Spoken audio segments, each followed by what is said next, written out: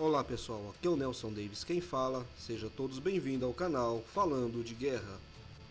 Paranoia americana. O mundo inteiro é uma ameaça? Vocês já perceberam o jeito que os americanos tratam países que batem de frente com seus interesses? Países que, por algum motivo, não concordam com a política externa americana, com a sua política expansionista, são vistos como terríveis ameaças. Países que não baixam a cabeça para os americanos são vistos como ameaça. E, na visão dos americanos, essa ameaça tem de ser contida. Eu volto a frisar que eu não tenho absolutamente nada contra os Estados Unidos, mas vejo que eles têm muita paranoia em relação ao mundo. Países que não concordam com o seu modo de governar e até dominar o mundo são vistos como terríveis ameaças. Vou dar um exemplo.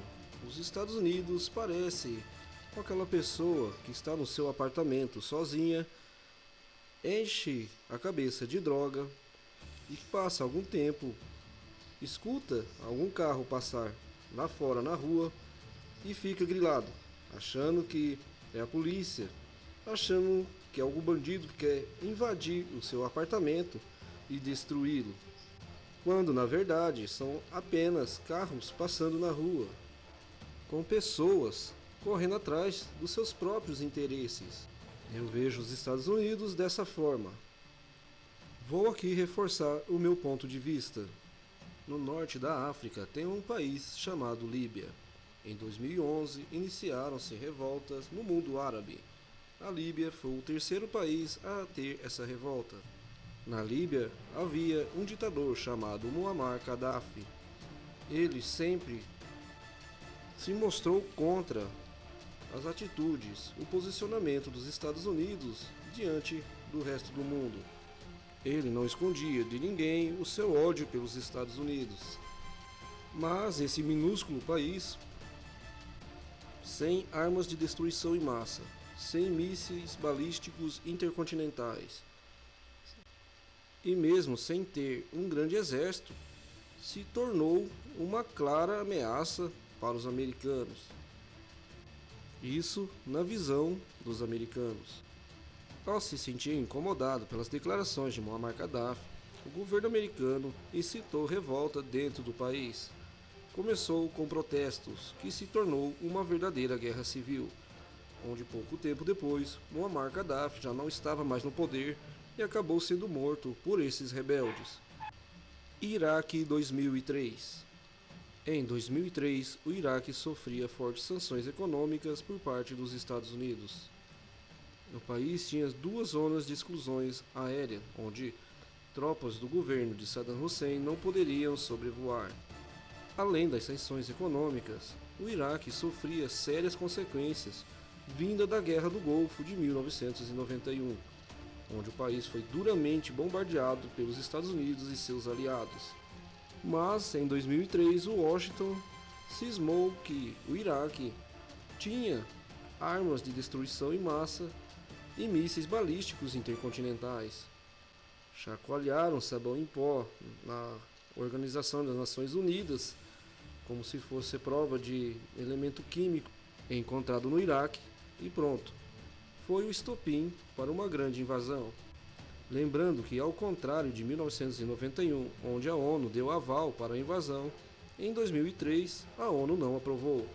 Os Estados Unidos invadiu o Iraque quase que unilateralmente. Ficaram no Iraque de 2003 a 2011 e não encontraram as tais armas de destruição em massa. Não encontraram armas químicas e nem mísseis balísticos intercontinentais. Mesmo assim, o Iraque tinha sido uma ameaça. Ainda sobre o Iraque 2003, os Estados Unidos não respeitaram a ONU, invadiram o país e não tiveram nenhuma consequência por isso. E hoje eles exigem que o Conselho de Segurança da ONU seja respeitado pelos outros países. Venezuela. Há muito tempo, o governo venezuelano não bate com o governo americano, desde o tempo de Hugo Chávez. Com a morte de Hugo Chávez E, com Maduro assumindo o poder, as coisas não mudaram por lá. A Venezuela sempre criticou a forma dos Estados Unidos lidarem com países emergentes, principalmente os países latino-americanos. E ao fazer duras críticas ao governo de Washington, a Venezuela também se tornou uma grande ameaça e que tem que ser contida. Vale lembrar que a Venezuela é nosso vizinho, país que com certeza não tem mísseis balísticos intercontinentais, não possui armas nucleares e não tem nenhuma arma química ou bacteriológica. Mesmo assim, se constitui uma terrível ameaça para os Estados Unidos. Irã. País considerado inimigo desde 1979, as relações entre Washington e Teherã fortaleceram depois do acordo nuclear firmado entre os dois países e mais as demais potências do globo. O Irã desenvolvia seu programa nuclear e sofreu sérias sanções econômicas por causa disso. Passado muito tempo, muito esforço, muita diplomacia e muitas negociações, o Irã acabou abandonando o plano nuclear e firmou um acordo com os Estados Unidos, onde não recebe mais sanções econômicas. Mas, recentemente, os americanos vêm acusando o Irã de financiar grupos terroristas na Síria e no Iraque. Isso incomodou o governo de Teherã, que ameaça retomar o seu programa nuclear. Lembrando que países que são aliados dos Estados Unidos podem ter as bombas nucleares, no caso de Israel, por exemplo, inimigo histórico do Irã.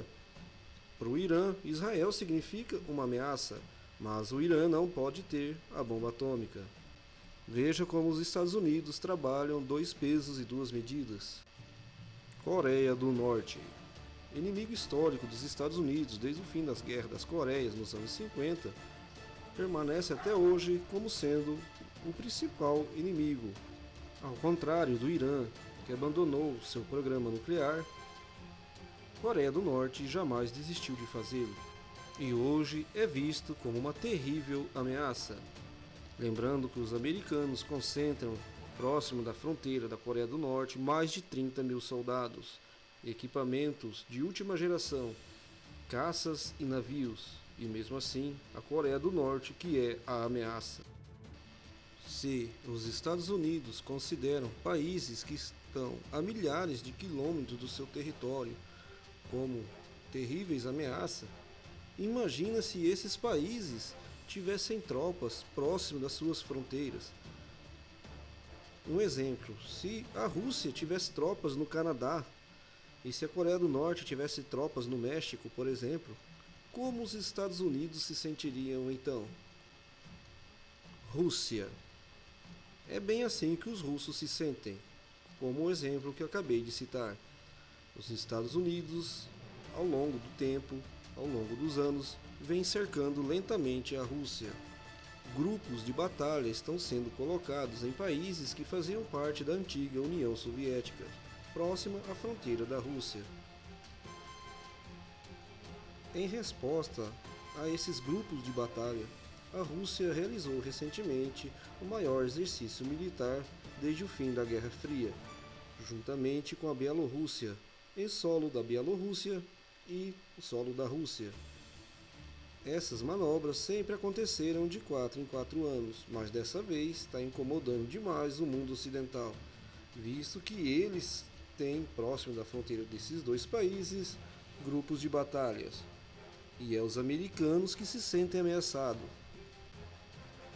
Eles cercam a Rússia, mandam tropas para lá, suprimentos, e não querem que o país se prepare, não querem que a Rússia faça um exercício militar. E quando fazem, se torna uma terrível ameaça para o mundo ocidental e libertador. Reparem que o mundo nunca esteve tão perigoso como está agora. Seja tanto na questão dos Estados Unidos ao lidar com a Rússia, ou como dos Estados Unidos lidando com a Coreia do Norte. O mundo caminha em uma direção perigosa. Os Estados Unidos sempre estão buscando motivo e pretexto para aumentar o seu orçamento militar e pretextos para invadir países com desculpa de libertar o povo, mas na verdade o que querem é as suas riquezas naturais, o seu petróleo e outros meios que lhes interessam. Os Estados Unidos não são os bons mocinhos que muita gente pensa. Eles incitam violência, guerra, apoiam grupos terroristas para derrubar governos e se pagam de bons mocinhos. Eu vou ficando por aqui, deixem a sua opinião, deixem seu like e até o próximo vídeo.